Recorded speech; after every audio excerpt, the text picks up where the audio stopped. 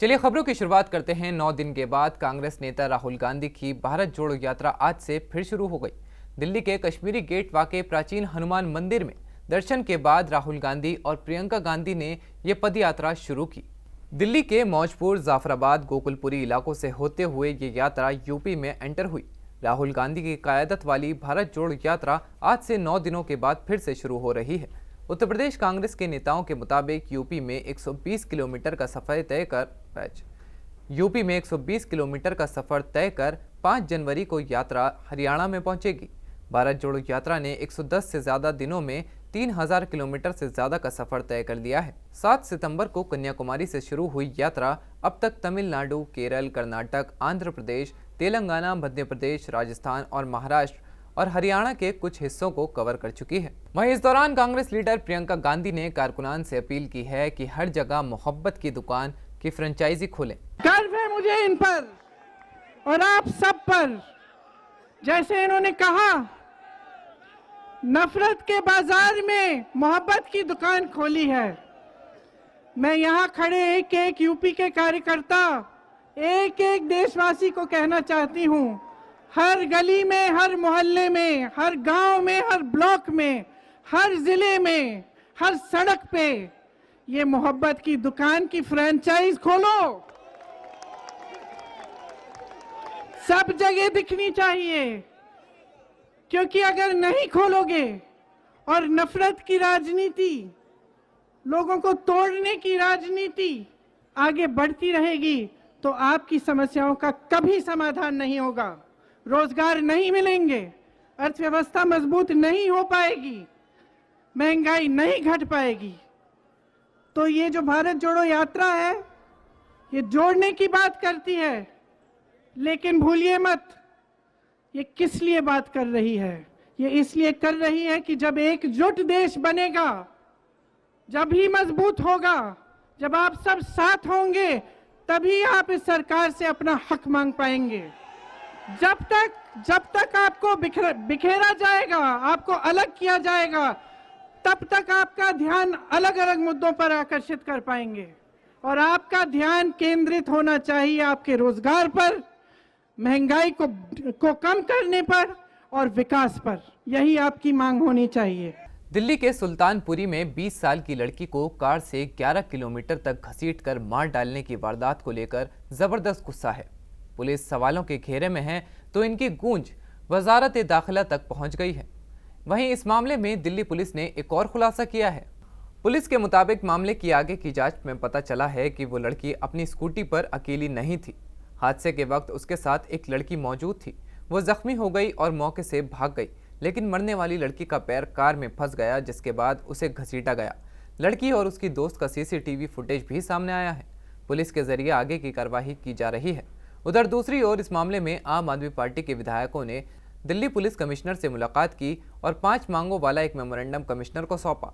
उस मेमोरेंडम में डीसीपी के साथ साथ रास्ते पर तैनात पुलिस एहलकारों को बर्खास्त करने, हल्की धाराएं लगाने वाले पुलिस एहलकार को बर्खास्त करने, मामले को रेयरेस्ट ऑफ रेयरेस्ट मानकर सख्त से सख्त सजा देने और राजनीतिक दबाव में आए बिना कार्रवाई करने की मांग की गई है। सिर्फ आरोपियों को जो सख्त से सख्त सजा दी जानी चाहिए उस पर बात करने वाले हैं, पर हम उनसे ये भी मांग कर रहे हैं कि जो पुलिस अफसर इस पूरे मामले में जिन्होंने लापरवाही दिखाई, उन पर भी सख्त कार्रवाई होनी जरूरी है।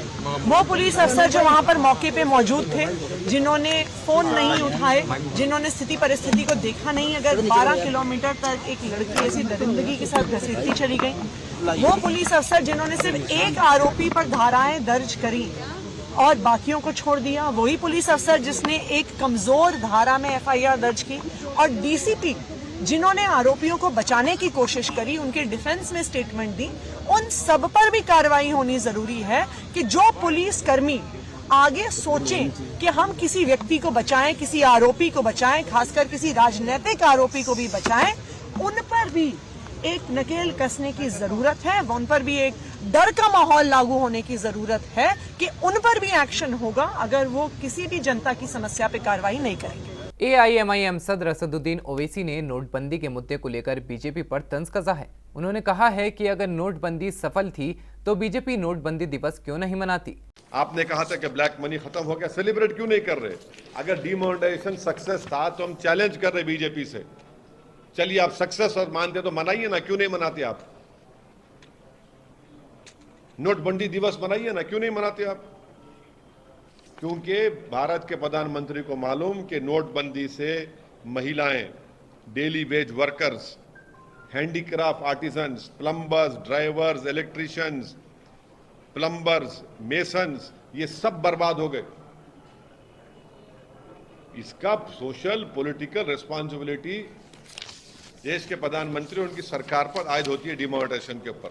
अब आप सुप्रीम कोर्ट के फैसले को लेकर आप बाजा बजाइए, मगर ये सच्चाई है ही नहीं। हम जो मुद्दे आपके ये जो सामने रखे आपके, नोटबंदी दिवस क्यों नहीं मनाती बीजेपी? मनाइए ना, चलिए।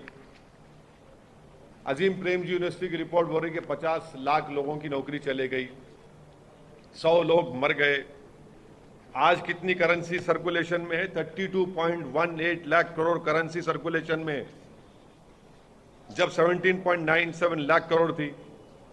और 99.30% डीमोनेटाइज पैसा जो हुआ तो सिस्टम में वापस आ गया।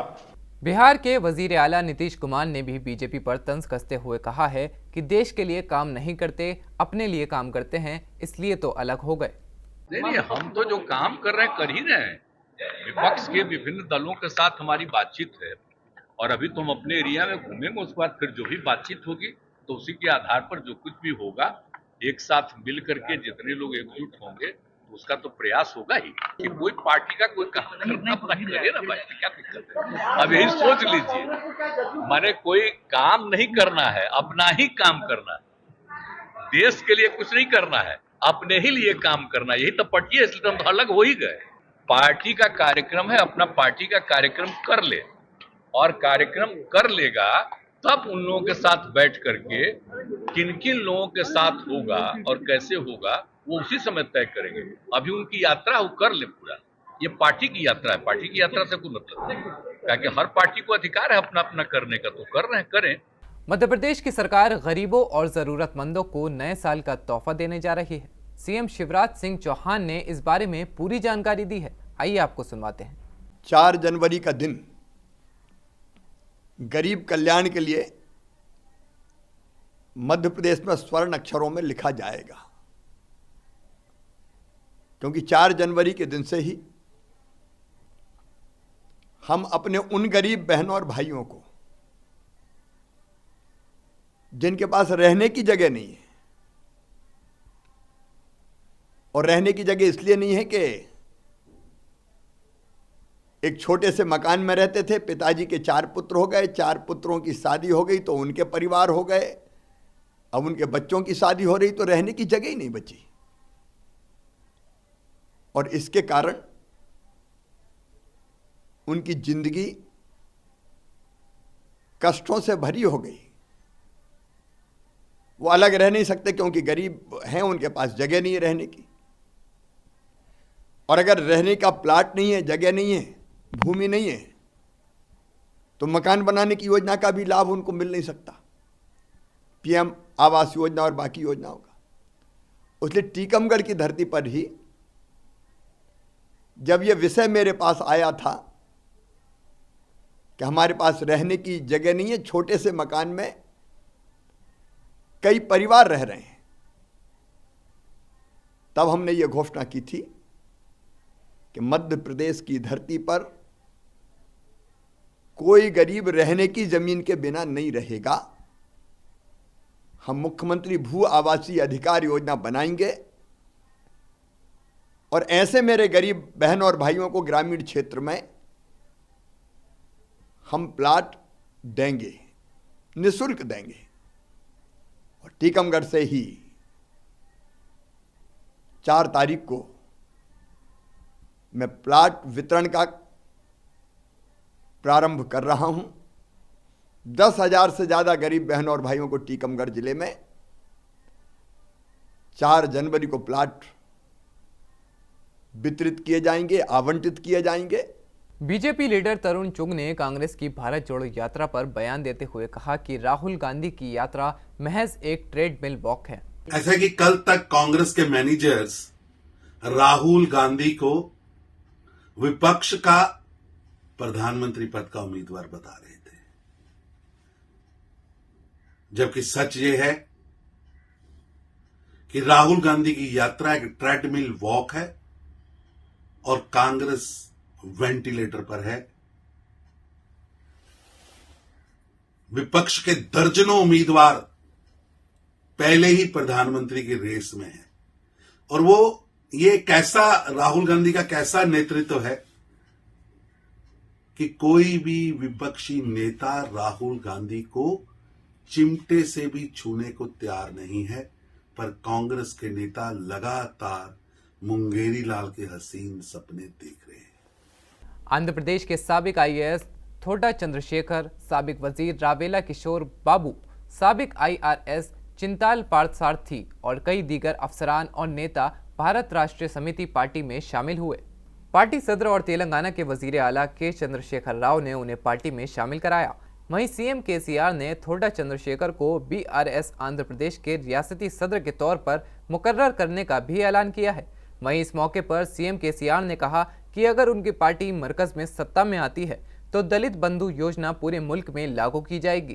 केसीआर ने यह भी ऐलान किया कि उनकी पार्टी सत्ता में आने के बाद सिर्फ 2 साल के अंदर किसानों को मुफ्त बिजली फराहम कराएगी। छत्तीसगढ़ के वजीर आला भूपेश बघेल दादा बन गए हैं। भिलाई के एक प्राइवेट अस्पताल में उनके बेटे चैतन्य बघेल और बहू ख्याति बघेल का बेटा हुआ है। यह खुशखबरी मिलते ही सीएम को बधाइयां मिलने का सिलसिला शुरू हो चुका है। वहीं सीएम बघेल भी बीवी के साथ पोते से मिलने अस्पताल में पहुंचे और पोते के साथ वीडियो शेयर कर अपनी खुशी का इजहार किया।